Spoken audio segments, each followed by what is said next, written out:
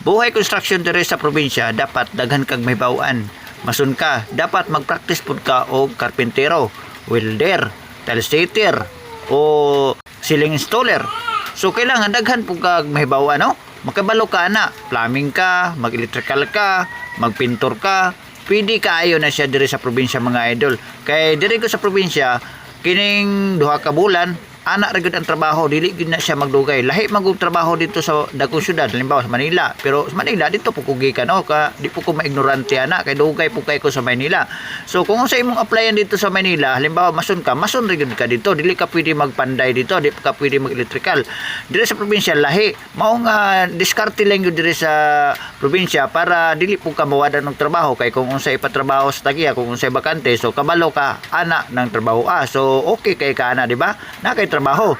Mao nga praktisan gyud ninyo. Kung masun ka, kailangan mag-practice po ka og